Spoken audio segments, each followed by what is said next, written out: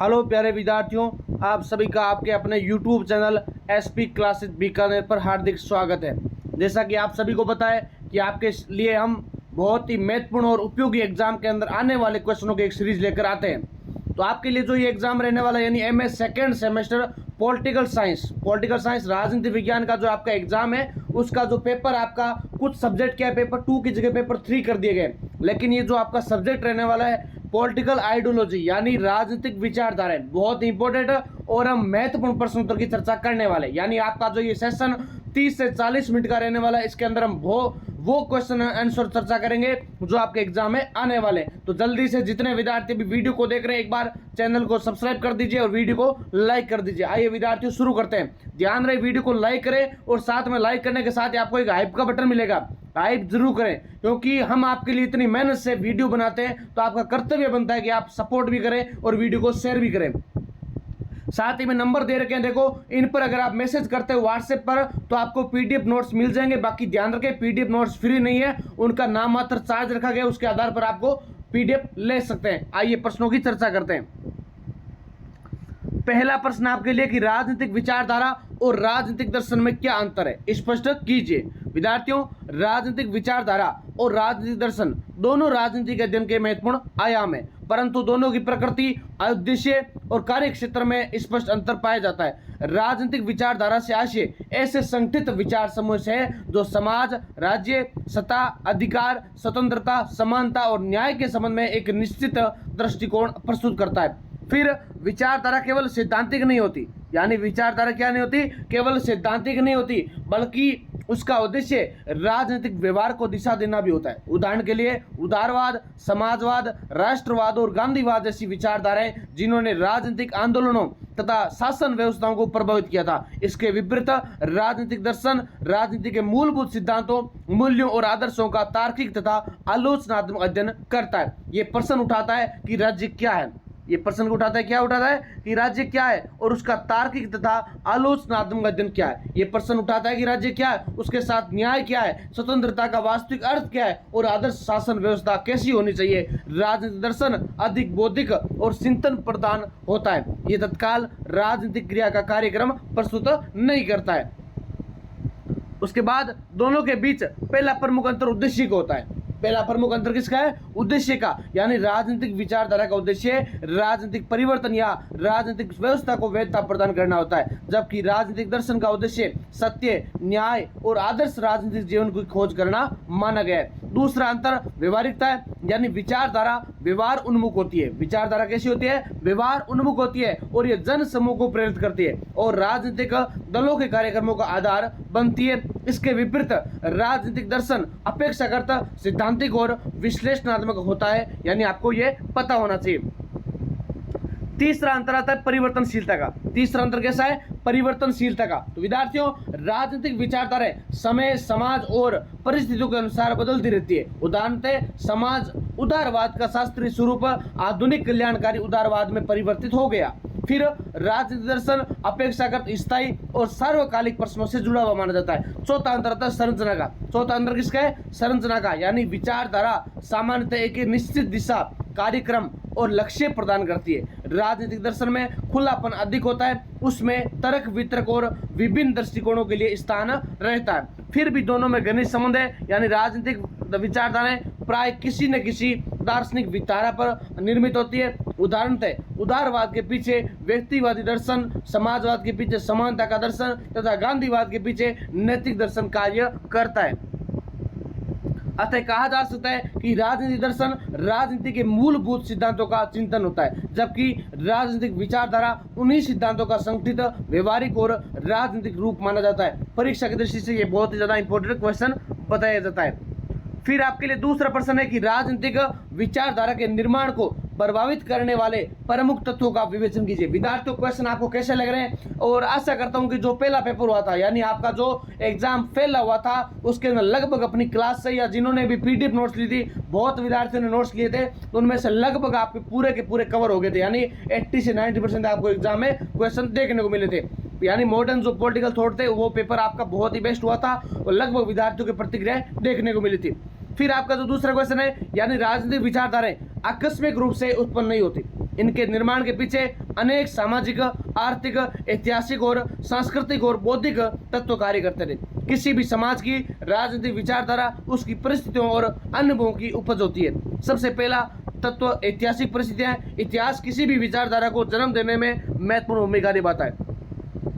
उदाहरण के लिए फ्रांसीसी क्रांति ने उदारवाद और राष्ट्रवाद को बल दिया, जबकि औद्योगिक क्रांति ने समाजवाद और मार्क्सवाद को जन्म दिया था। दूसरा महत्वपूर्ण तत्व आर्थिक व्यवस्था यानी समाज की आर्थिक संरचना विचारधारा की गहराई से प्रभावित करती है। पूंजीवादी व्यवस्था ने व्यक्तिवाद और उदारवाद को प्रोत्साहित किया, जबकि आर्थिक शोषण और असमानता ने समाजवादी तथा साम्यवादी विचारधाराओं को जन्म दिया था। उसके बाद तीसरा तत्व आता है सामाजिक संरचना। तीसरा तत्व आता है सामाजिक संरचना यानी जाति, वर्ग, समुदाय, लैंगिक संबंध तथा सामाजिक असमानताएं राजनीतिक विचारों को प्रभावित करती है। आधुनिक नारीवाद का विकास इन्हीं सामाजिक असमानता को विरोध में हुआ था। चौथा तत्व आता है सांस्कृतिक परंपराएं। चौथा तत्व कौन सा है? सांस्कृतिक परंपराएं और मूल्य किसी समाज की भाषा, धर्म, परंपरा, नैतिकता तथा सांस्कृतिक विरासत विचारधारा को दिशा देती है। भारत में गांधीवाद भारतीय सांस्कृतिक मूल्यों, अहिंसा और सत्य की परंपरा से गहराई से प्रभावित देखने को मिलती है। पांचवा तत्व था महान चिंतकों और दार्शनिकों का योगदान। पांचवा तत्व कौन सा है? महान चिंतकों और दार्शनिकों का योगदान यानी John Locke, Rousseau, Karl Marx, Gandhi ji और मिल बेंथम जैसे विचारकों ने अपनी वैचारिक रचनाओं के माध्यम से नई विचारधाराओं को विकसित किया था। फिर आपके लिए छठा तत्व आता है राजनीतिक परिस्थितियां। राजनीतिक परिस्थितियां यानी शासन की प्रकृति, दमन, स्वतंत्रता की स्थिति, उपनिवेशवाद और राष्ट्रीय आंदोलन विचारधाराओं के निर्माण में निर्णायक होते हैं। भारतीय राष्ट्रवाद अंग्रेजी शासन की प्रतिक्रिया में विकसित हुआ था। सातवां तत्व आता है शिक्षा और संचार के साधन। शिक्षा और संचार के साधन यानी आधुनिक युग में प्रेस, पुस्तकें, विश्वविद्यालय, मीडिया तथा डिजिटल संचार विचारधाराओं के प्रसार और निर्माण दोनों में महत्वपूर्ण भूमिका निभाते हैं। इन सभी तत्वों का संयुक्त प्रभाव किसी विचारधारा को जन्म देता है। कोई भी विचारधारा केवल सिद्धांतों का समूह नहीं बनाती, बल्कि वह सामाजिक जीवन की वास्तविक आवश्यकताओं की अभिव्यक्ति मानी जाती है। अगला तीसरा प्रश्न है कि आधुनिक लोकतांत्रिक राज्य में राजनीतिक विचारधाराओं की भूमिका का मूल्यांकन कीजिए। विद्यार्थियों, आधुनिक लोकतांत्रिक राज्य में राजनीतिक विचारधाराएं अत्यंत महत्वपूर्ण भूमिका निभाती है। लोकतंत्र केवल चुनाव की व्यवस्था नहीं है, बल्कि वे विचारों की प्रतिस्पर्धा, मूल्यों की स्थापना और जनमत के निर्माण की प्रणाली है। इन सभी के केंद्र में राजनीतिक विचारधाराएं स्थित होती है। सबसे पहले राजनीतिक विचारधाराएं राजनीतिक दिशा प्रदान करती है। वे राज्य को ये निर्धारित करने में सहायता करती है कि शासन का उद्देश्य क्या होगा, व्यक्ति की स्वतंत्रता, सामाजिक समानता, आर्थिक न्याय या राष्ट्रीय एकता। उसके बाद दूसरे लोकतांत्रिक व्यवस्था में राजनीतिक दलों का आधार विचारधारा होती है और विभिन्न दल अपनी नीतियां, कार्यक्रम और घोषणा पत्र किसी न किसी विचारधारा के आधार पर तैयार करते हैं। इससे मतदाताओं को विकल्प प्राप्त होते हैं। तीसरी विचारधाराएं जनमत निर्माण में सहायक होती है यानी नागरिक राजनीतिक प्रश्नों पर अपने दृष्टिकोण का निर्माण विचारात्मक आधार पर करते हैं। इससे लोकतंत्र में राजनीतिक चेतना बढ़ती है। और चौथे विचारधाराएं राजनीतिक वैधता प्रदान करती है। क्या करती है? राजनीतिक वैधता प्रदान करती है यानी शासन केवल बल से नहीं चलता, बल्कि उसे नैतिक और वैचारिक समर्थन भी चाहिए। विचारधारा सरकार की नीतियों को वैचारिक आधार देती है। पांचों विचारधाराएं आती है कि राजनीतिक परिवर्तन का माध्यम भी बनती है। इतिहास में अनेक सुधार आंदोलनों और क्रांतियों के पीछे विचारधारात्मक प्रेरणा मिल रही है, किंतु विचारधाराओं की भूमिका केवल सकारात्मक ही नहीं है, बल्कि कभी कभी अत्यधिक कट्टर विचारधारा लोकतांत्रिक सहिष्णुता को कमजोर कर देती है। जब विचारधारा को अंतिम सत्य मान लिया जाता है, तब संवाद और बहुलवाद को नुकसान पहुंच सकता है। आधुनिक वैश्विक युग में यह भी देखा गया है कि कठोर विचारधारात्मक सीमाएं कुछ हद तक कम हुई है और व्यवहारिक राजनीति का महत्व बढ़ा है। फिर भी विचारधारा का महत्व समाप्त नहीं हुआ। अतः कहा जा सकता है कि आधुनिक लोकतांत्रिक राज्य में राजनीतिक विचारधारा दिशा, वैधता, विकल्प, जन चेतना और परिवर्तन की आधारशिला है। लोकतंत्र की गुणवत्ता काफी हद तक इस बात पर निर्भर करती है कि उसमें विचारधारात्मक बहस कितनी स्वस्थ और रचनात्मक देखने को मिलती है। अगला चौथा प्रश्न आपके लिए व्यक्तिवाद की सीमाओं का आलोचनात्मक परीक्षण कीजिए। विद्यार्थियों बहुत इंपॉर्टेंट क्वेश्चन है, देखो जिनको भी पीडीएफ नोट्स लेने हैं, नंबर दे रखा है आपके नीचे स्क्रीन पर 8955857877। आप इन पर व्हाट्सएप पर मैसेज कर सकते हैं। आपको जो भी सब्जेक्ट की नोट्स लेने हैं, यानी एमए के अंदर आपको ऑल सब्जेक्ट के अगर शॉर्ट नोट्स लेने चाहे, जियोग्राफी, हिस्ट्री, हिंदी, लिटरेचर, कोई भी आपका भाई बहन है, रिश्तेदार, आपके सारे नोट्स अवेलेबल है। साथ ही में जो ये पेपर है इसकी नोट्स आप अलग से ले सकते हो, या इसके जो बाकी पेपर रह गए उनके आप नोट्स ले सकते हो। बस ध्यान रखें नोट्स फ्री नहीं, क्योंकि बहुत मेहनत लगती है और हम आपके लिए बहुत ही सारे पेपर इकट्ठे करके उनके द्वारा पीवाई के आधारित अच्छे से आपको क्वेश्चन और आंसर दोनों तैयार करके उपलब्ध करवाते हैं विद्यार्थियों। बाकी आप क्लास को अच्छे से देखें, बहुत इंपॉर्टेंट है, और क्लास को ज्यादा से ज्यादा शेयर जरूर करें, क्योंकि मुझे पता है सपोर्ट करने वाले बहुत कम है, देखने वालों की संख्या ज्यादा है, सपोर्ट करने वालों और लाइक करने वालों की संख्या बहुत कम है। देखने वाले 5000 होंगे लेकिन लाइक करने वाले मात्र 100-200। इसीलिए बोलते हैं आप अच्छे से पीडीएफ को देखा करें और क्लास को भी देखा करें।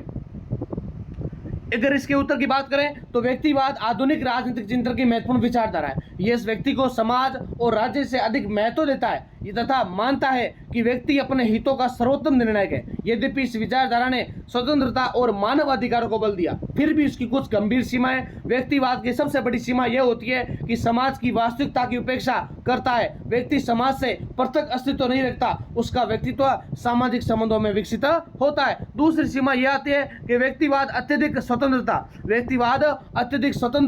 पर बल देता है। यदि राज्य का हस्तक्षेप यानी कोई बीच में हस्तक्षेप हो जाता है, कुछ कम कर दिया जाता है, तो शक्तिशाली वर्ग कमजोर वर्ग का शोषण कर सकता है। तीसरी सीमा आती है आर्थिक क्षेत्र में दिखाई देती है।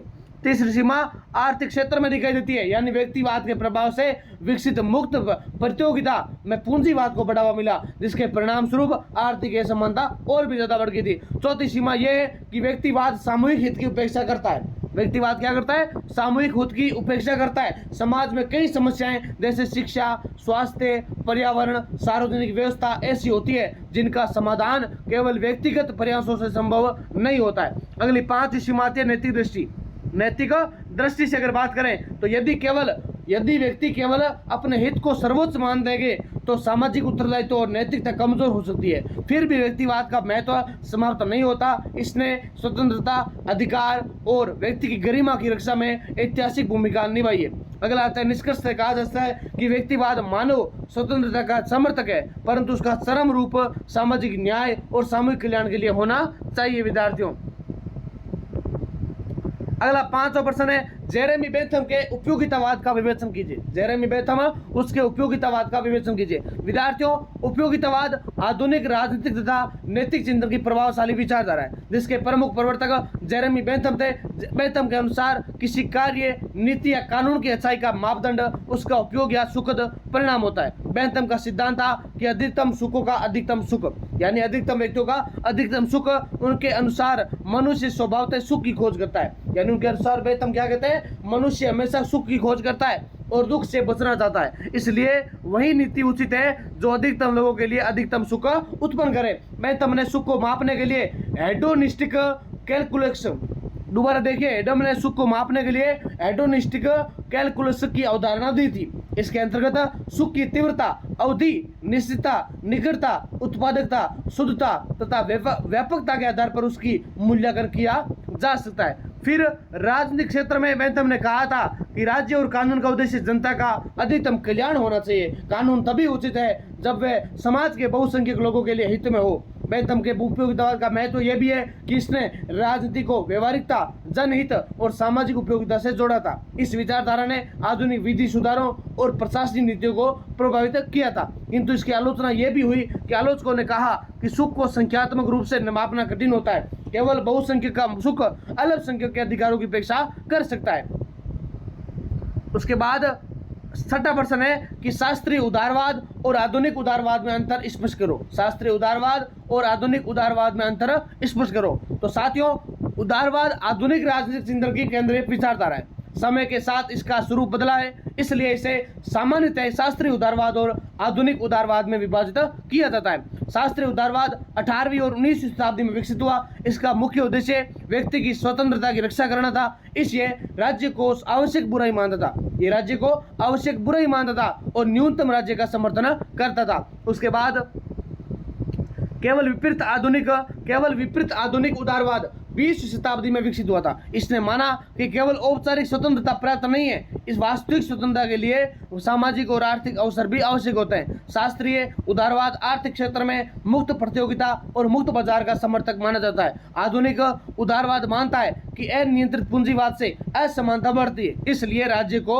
आर्थिक नियमन करना चाहिए। शास्त्रीय उदारवाद के लिए स्वतंत्रता का अर्थ होता है कि राज्य के हस्तक्षेप से मुक्ति, राज्य के हस्तक्षेप से मुक्ति। यानी आधुनिक उदारवाद के लिए स्वतंत्रता का अर्थ है ऐसी परिस्थितियों को निर्माण करना जिसमें व्यक्ति अपनी क्षमता का विकास नहीं कर सके, विकास कर सके। उसके बाद शास्त्रीय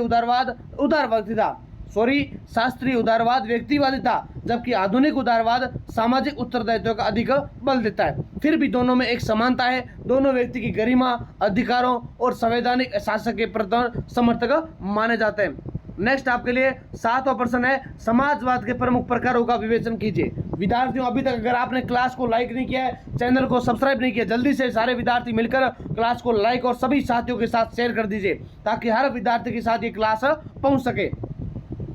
7वां प्रश्न है कि समाजवाद के प्रमुख प्रकारों का विवेचन कीजिए। विद्यार्थियों, समाजवाद आधुनिक राजनीतिक विचारधाराओं में अत्यंत प्रभावशाली विचारधारा है। इसका मूल उद्देश्य आर्थिक और सामाजिक समानता की स्थापना करना है। समाजवाद इस विचारधारा पर आधारित है कि समाज की उत्पादन क्षमता कुछ व्यक्तियों के निजी हित के बजाय समस्त समाज के कल्याण के लिए प्रयुक्त होनी चाहिए। समय, परिस्थितियां और देशों के अनुसार समाजवाद के अनेक रूप विकसित हुए, जिसके अंदर सबसे पहले काल्पनिक समाजवाद का उल्लेख किया जाता है, जिसके अंदर काल्पनिक समाजवाद का उल्लेख मिलता है। यानी इसके प्रमुख प्रवर्तकों में Robert Owen, Henri de Saint Simon या चार्ल्स फोरियर, इसके अंदर ये देखने को मिलता है। इन विचारकों ने सामाजिक असमानता को समाप्त करने की कल्पना की थी, परंतु उनके विचार व्यवहारिक राजनीतिक कार्यक्रम से अधिक आदर्शवादी हो गए थे। दूसरा प्रकार वैज्ञानिक समाजवाद है, जिसका प्रतिपादन कार्ल मार्क्स और फ्रेडरिक एंजल ने किया था। वैज्ञानिक समाजवाद सामाजिक परिवर्तन को ऐतिहासिक और आर्थिक शक्तियों का परिणाम मानता है। इनमें वर्ग संघर्ष को सामाजिक परिवर्तन का मूल आधार भी माना गया है। उसके बाद तीसरा प्रकार आता है लोकतांत्रिक समाजवाद। तीसरा प्रकार कौन सा है? लोकतांत्रिक समाजवाद, यानी ये समाजवाद का मध्यम वर्गीय रूप है। इसमें लोकतांत्रिक पद्धति द्वारा सामाजिक न्याय और आर्थिक समानता प्राप्त करने पर बल दिया जाता है। ये निजी संपत्ति का पूर्ण अनुमोदन नहीं करता, बल्कि सार्वजनिक नियंत्रण और कल्याणकारी राज्य का समर्थन भी करता है। उसके बाद चौथा प्रकार गिल्ड समाजवाद है। क्या है? गिल्ड समाजवाद, जिसका विकास मुख्यतः यूनाइटेड किंगडम में हुआ था। इसमें उद्योगों के प्रबंधन का अधिकार श्रमिक संगठनों को देने की बात की गई है। 5वां प्रकार आता है फेबियन समाजवाद। कौन सा है? फेबियन समाजवाद, यानी जो कार्मिक सुधारों और शांतिपूर्ण उपायों द्वारा समाजवादी व्यवस्था स्थापित करने का पक्षधर हो, जिसके अंदर फेबियन सोसाइटी इस विचारधारा से जुड़ी रही। इन सभी प्रकारों में समानता, सामाजिक न्याय और शोषण विरोधी की भावना समान रूप से, किंतु साधनों और कार्यक्रमों में अंतर है। आधुनिक लोकतांत्रिक देशों में लोकतांत्रिक समाजवाद का प्रभाव अधिक दिखाई देता है। अतः कहा जा सकता है कि समाजवाद एक रूप विचारधारा नहीं है, बल्कि अनेक रूपों में विकसित हुई थी। परीक्षा की दृष्टि से सबसे इंपॉर्टेंट क्वेश्चन है ये। फिर आपके लिए 8वां प्रश्न है, कार्ल मार्क्स के ऐतिहासिक भौतिकवाद की व्याख्या कीजिए। ये आपको जो लघुतरात्मक क्वेश्चन करवा रहा हूँ, ध्यान से देखें, बहुत इंपॉर्टेंट है। क्लास ज्यादा लंबी नहीं करेंगे, क्योंकि कुछ विद्यार्थी बोलते हैं सर आप इतनी बड़ी क्लासेस क्यों करते हो। बहुत से विद्यार्थी हैं जो आज तक हमारे बीए के साथ से जुड़े हुए हैं, और ये जो चैनल है बस आप देखते हो, क्लासेस देख लिया आपने, लाइक किया तो ठीक है, नहीं किया ठीक है, चैनल को सब्सक्राइब करने से क्या फायदा होगा, ये आप सोचते हो। बाकी आपका देखो कर्तव्य बनता है, हम आपके लिए इतनी मेहनत से क्लास तैयार करते हैं, घंटों पर आपके लिए बोलकर हम आपके लिए वीडियो बना रहे हैं, तो आपका भी थोड़ा सा इतना सपोर्ट तो बनता है कि आप वीडियो को लाइक करके चैनल को सब्सक्राइब तो कर ही सकते हो, और साथ में शेयर कर सकते हो, ताकि अगर किसी भी व्यक्ति की, आपके साथी की, भाई बहन की अगर मदद हो जाएगी आपके वीडियो शेयर करने से, हो सकता है उसके इस पेपर में ब्रेक नहीं लगे और पेपर उसका अच्छा हो जाए। विद्यार्थियों, बात अगर इस प्रश्न की, अगर मार्क्सवाद का केंद्रीय सिद्धांत ऐतिहासिक भौतिकवाद है, इसका प्रतिपादन कार्ल मार्क्स ने किया था। इस सिद्धांत के अनुसार इतिहास का विकास मुख्यतः भौतिक अर्थात आर्थिक शक्ति द्वारा निर्धारित होता है। मार्क्स के अनुसार समाज की संरचना का मूल आधार इसकी आर्थिक व्यवस्था होती है। उत्पादन के साधन, भूमि, मशीनें, पूंजी और श्रम सबके नियंत्रण में होते हैं। ये समाज की वास्तविक संरचना तय करते हैं। इसे समाज का आर्थिक आधार कहा जा सकता है।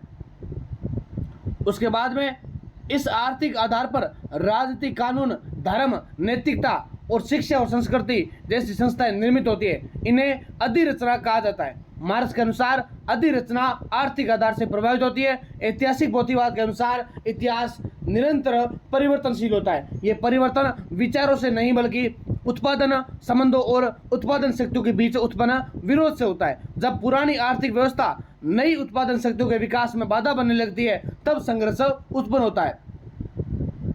मार्क्स ने इतिहास को कई चरणों में बांटा, जिसके अंदर आदिम साम्यवाद, दास प्रथा, सामंतवाद, पूंजीवाद और अंततः साम्यवाद।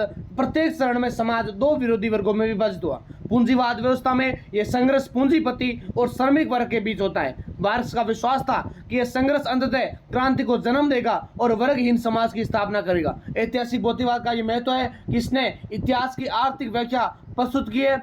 उसने सामाजिक परिवर्तन को वैज्ञानिक आधार पर समझने का प्रयास किया था, किंतु इसकी आलोचना भी हुई है। आलोचकों का कहना है कि इतिहास केवल आर्थिक शक्तियों से संचालित नहीं होता, धर्म, संस्कृति, विचार, नेतृत्व भी महत्वपूर्ण भूमिका निभाते हैं। फिर भी आधुनिक राजनीतिक चिंतन में ऐतिहासिक भौतिकवाद का अत्यंत महत्वपूर्ण स्थान है। इसने इतिहास और समाज में अध्ययन को नई दिशा प्रदान की है। अगला प्रश्न है 9 नंबर, साम्यवाद की प्रमुख विशेषताओं का वर्णन कीजिए। विद्यार्थियों, साम्यवाद आधुनिक युग की क्रांतिकारी राजनीतिक विचारधारा है। इसका अंतिम उद्देश्य ऐसा समाज स्थापित करना है जिसके अंदर वर्ग निजी स्वार्थ का अधिक अस्तित्व समाप्त हो जाए, जिसका सैद्धांतिक आधार मुख्यतः कार्ल मार्क्स और फ्रेडरिक एंजल्स के विचारों में मिलता है। साम्यवाद की पहली विशेषता है कि वर्गहीन समाज की स्थापना, यानी साम्यवाद मानता है कि समाज में आर्थिक वर्गों का अस्तित्व ही शोषण का मूल कारण होता है। उसके बाद दूसरी विशेषता निजी संपत्ति का उन्मूलन।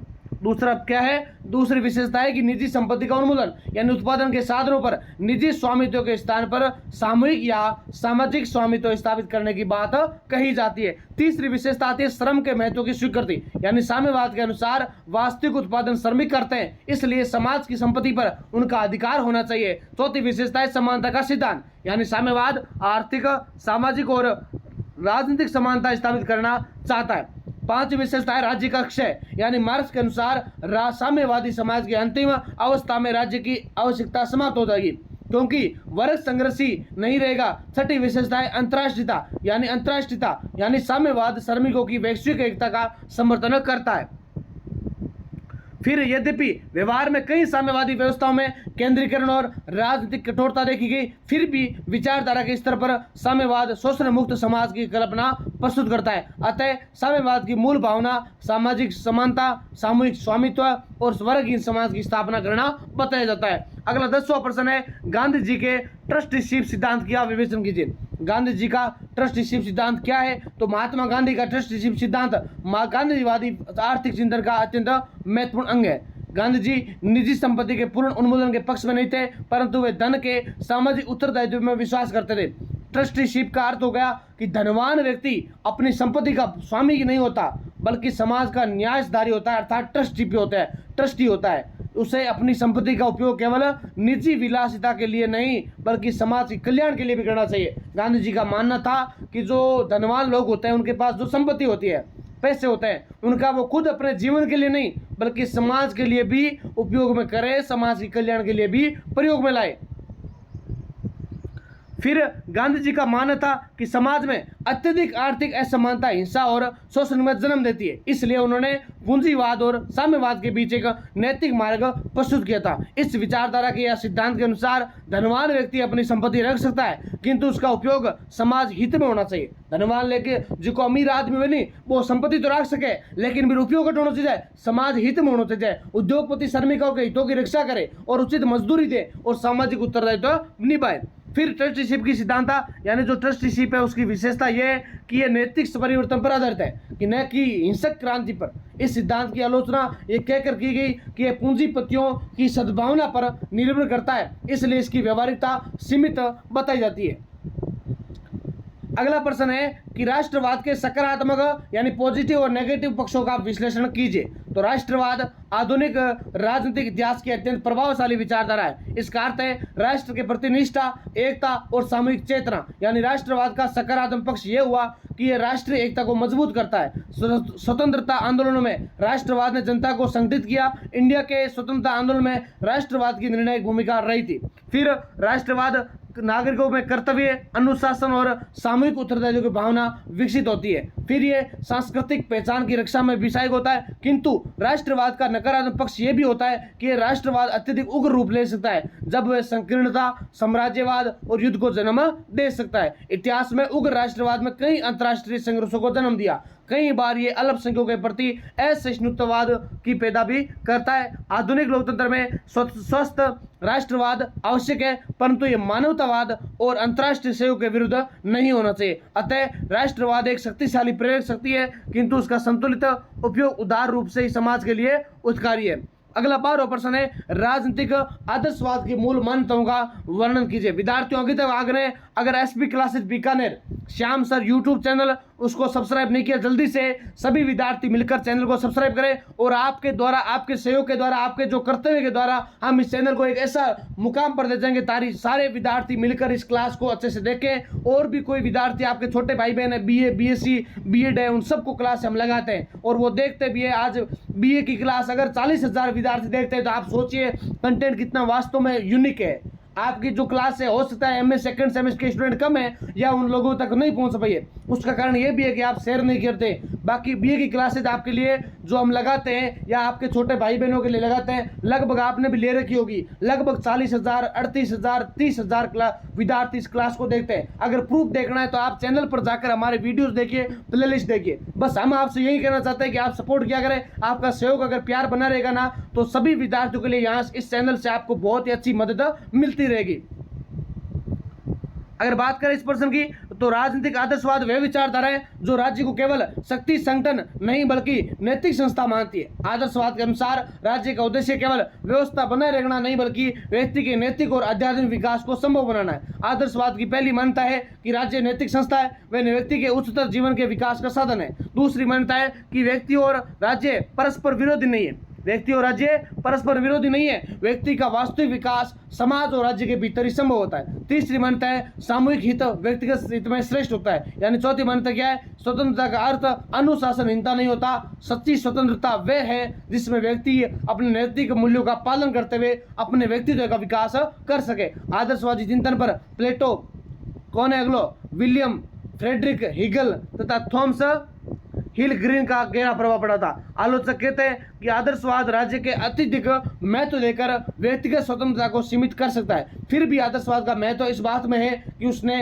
राजनीति को नैतिकता और सार्वजनिक कल्याण से जोड़ा है। अतः राजनीतिक आदर्शवाद राज्य को मानव के नैतिक विकास का साधन मानते हुए विचारधारा मानी जाती है। फिर बात करते हैं 13वां प्रश्न है, अंतर्राष्ट्रीयवाद अंतर्राष्ट्रीयतावाद के विकास में सहायक प्रमुख कारकों का विवेचन कीजिए। तो साथियों, अंतर्राष्ट्रीयतावाद आधुनिक विश्व राजनीति की एक महत्वपूर्ण विचारधारा है। इसका मूल उद्देश्य राष्ट्रों के बीच सहयोग, शांति, पारस्परिक सम्मान और मानव कल्याण की भावना को विकसित करना है। ये विचार इस धारणा पर आधारित है कि आधुनिक युग में कोई भी राष्ट्र पूर्णतः आत्मनिर्भर नहीं बन सकता। आर्थिक, राजनीतिक, वैज्ञानिक और सांस्कृतिक स्तर पर विश्व की परस्पर निर्भरता बढ़ती जा रही है। इसी कारण अंतर्राष्ट्रीयतावाद का विकास देखने को मिलता है। अगला, अंतर्राष्ट्रीयतावाद के विकास में सबसे महत्वपूर्ण कारक वैज्ञानिक और तकनीकी प्रगति है। यानी परिवहन और संचार के आधुनिक साधनों जिसके अंदर रेल, वायुयान, इंटरनेट, उपग्रह और डिजिटल संचार ने विश्व को अत्यंत निकट ला दिया है। आज एक देश की घटना का प्रभाव शीघ्र भी दूसरे देश पर पहुंच जाता है। दूसरा महत्वपूर्ण कारक अंतर्राष्ट्रीय व्यापार और आर्थिक परस्पर निर्भरता है। यानी वैश्विक बाजार, बहुराष्ट्रीय कंपनियां, व्यापारिक समझौते राष्ट्रों को एक दूसरे से जोड़ते हैं और आधुनिक अंतर्राष्ट्रीय अर्थव्यवस्था में किसी भी देश का विकास विश्व अर्थव्यवस्था से अलग नहीं हो सकता। तीसरा कारक है विश्व युद्धों का अनुभव। तीसरा कारण क्या है, विश्व युद्धों का अनुभव भी है। यानी प्रथम और द्वितीय विश्व युद्ध ने यह स्पष्ट कर दिया कि संकीर्ण राष्ट्रवाद और शक्ति संघर्ष समूची मानवता के लिए विनाशकारी है। युद्धों के बाद विश्व शांति की स्थापना आवश्यकता ने अंतर्राष्ट्रीय सहयोग को बढ़ावा दिया था। फिर चौथा कारक है अंतर्राष्ट्रीय संगठनों का विकास है। यानी यूनाइटेड नेशन की स्थापना ने राष्ट्रों के बीच संवाद, शांति स्थापना, सामूहिक सुरक्षा की भावना को संस्थागत रूप दिया। इसी प्रकार World Health Organization, UNESCO, World Trade Organization यानी WHO, यूनेस्को, WTO जैसी संस्थाओं ने अंतर्राष्ट्रीय सहयोग को मजबूत किया। पांचों कारक है मानवतावादी चेतना। यानी मानवता, मानव अधिकार, पर्यावरण संरक्षण, जलवायु परिवर्तन या महामारी और गरीबी जैसी समस्याएं राष्ट्रीय समस्याओं सीमाओं से घिरे हुए। इन समस्याओं के समाधान ने वैश्विक दृष्टिकोण को आवश्यक बनाया। छठा कारक है शिक्षा और सांस्कृतिक आदान प्रदान। शिक्षा और सांस्कृतिक आदान प्रदान, यानी विश्वविद्यालयों, अंतर्राष्ट्रीय सम्मेलनों, साहित्य, मीडिया, सांस्कृतिक कार्यक्रमों ने विश्व बंधुत्व की भावना को विकसित किया था। यद्यपि अंतर्राष्ट्रीयतावाद के मार्ग में राष्ट्रहित, शक्ति, राजनीति और सामरिक प्रतिस्पर्धा जैसी बाधाएं मौजूद है, फिर भी इसकी उपयोगिता निरंतर बढ़ रही है। अतः कहा जा सकता है कि विज्ञान, आर्थिक परस्पर निर्भरता, युद्धों का अनुभव, अंतर्राष्ट्रीय संस्थाएं और मानवतावादी चेतना अंतर्राष्ट्रीयतावाद के विकास में प्रमुख आधार रहे हैं। वर्तमान वैश्विक युग में इसकी प्रासंगिकता पहले से कहीं अधिक देखने को मिलती है। अगला 14 प्रश्न है कि नारीवाद की प्रमुख धाराओं का संक्षिप्त विश्लेषण कीजिए। तो नारीवाद आधुनिक राजनीतिक और सामाजिक चिंतन की एक प्रमुख विचारधारा है। इसका मूल उद्देश्य महिलाओं को पुरुषों के समान सामाजिक, आर्थिक, राजनीतिक और सांस्कृतिक अधिकार दिलाना है। नारीवाद केवल स्त्रियों के अधिकारों का आंदोलन नहीं है, बल्कि लैंगिक असमानता के विरुद्ध व्यापक वैचारिक संघर्ष है। समय के साथ नारीवाद की अनेक विचारधाराएं विकसित हुई। उसके साथ साथ सबसे पहले धारा उदारवादी नारीवाद है, यानी इसका विकास मुख्यतः 19वीं शताब्दी में हुआ था। उदारवादी नारीवाद का विकास है कि स्त्री और पुरुष दोनों समान बुद्धि और क्षमता रखते हैं, इसलिए महिलाओं को शिक्षा, मतदान, रोजगार और राजनीतिक भागीदारी के समान अवसर मिलने चाहिए। मेरी वोल्फ्रस्ट और जॉन स्टुअर्ट मिल जिस विचारधारा के समर्थक माने जाते हैं। दूसरी धारा मार्क्सवादी नारीवाद है। इनका ये मानना है कि महिलाओं का शोषण केवल सामाजिक परंपराओं का परिणाम नहीं होता, बल्कि आर्थिक संरचना, निजी संपत्ति की व्यवस्था से जुड़ा हुआ है। उसके अनुसार स्त्री की वास्तविक मुक्ति आर्थिक समानता और वर्ग विहीन समाज में निहित है। तीसरी धारा उग्र नारीवाद यानी रेडिकल फेमिनिज्म, इससे मानता है कि स्त्री उत्पीड़न का मूल कारण पितृसत्तात्मक व्यवस्था है। इस धारा के अनुसार समाज की पारिवारिक, सांस्कृतिक और राजनीतिक संरचनाएं पुरुष प्रधान है, इसलिए मूलभूत सामाजिक परिवर्तन आवश्यक माने गए या समझे गए।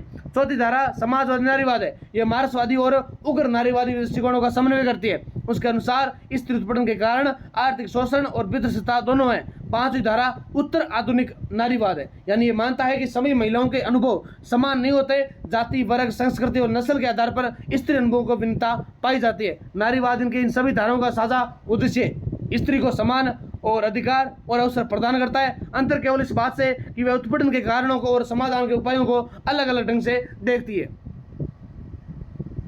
फिर अगला 15 नंबर प्रश्न है कि बहुसंस्कृतिवाद की अवधारणा।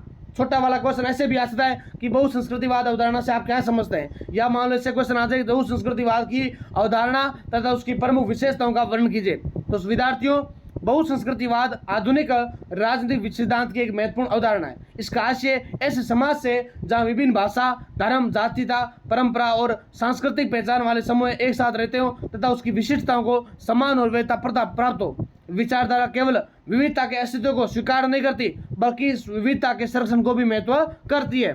फिर बहुसंस्कृतिवाद की पहली विशेषता सांस्कृतिक विविधता की स्वीकृति है।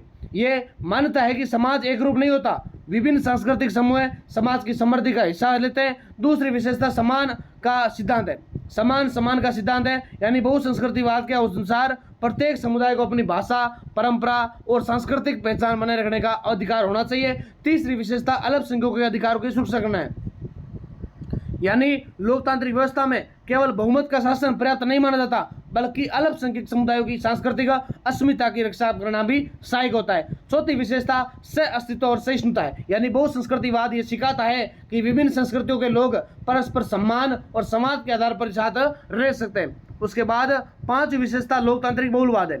पांचवी विशेषता क्या है? लोकतांत्रिक बहुलवाद है। यह विचारधारा लोकतंत्र को केवल राजनीतिक प्रक्रिया नहीं मानती, बल्कि सांस्कृतिक भागीदारी की प्रक्रिया भी मानती है। आधुनिक बहुसंस्कृतिवाद समाजों में कनाडा, इंडिया और यूनाइटेड किंगडम प्रमुख उदाहरण माने जाते हैं, जहां अनेक भाषाएं, धर्म और सांस्कृतिक समुदाय साथ रहते हैं। बहुसंस्कृतिवाद की आलोचना भी की जाती है, यानी आलोचकों का मानना है कि अत्यधिक सांस्कृतिक पृथकता फिर भी राष्ट्रीयता को कमजोर कर सकती है। कभी कभी इससे सामुदायिक तनाव भी उत्पन्न होते हैं। फिर भी आधुनिक वैश्विक समाज में बहुसंस्कृतिवाद का महत्व अत्यधिक बढ़ गया है, क्योंकि प्रवासन, वैश्वीकरण और सांस्कृतिक संपर्क ने विविधता को और अधिक स्पष्ट रूप से प्रदान किया है। अतः निष्कर्ष कहा जा सकता है कि बहुसंस्कृतिवाद विविधता में एकता, सांस्कृतिक सम्मान और लोकतांत्रिक सह अस्तित्व की विचारधाराएं, यानी वर्तमान विश्व में सामाजिक समरसता के लिए उनकी प्रासंगिकता अत्यंत महत्वपूर्ण मानी जाती है। विद्यार्थियों, तो इस क्लास के अंदर हमने इन महत्वपूर्ण लघुतरात्मक 15 प्रश्नों की चर्चा की है, बहुत ही आपके लिए उपयोगी है।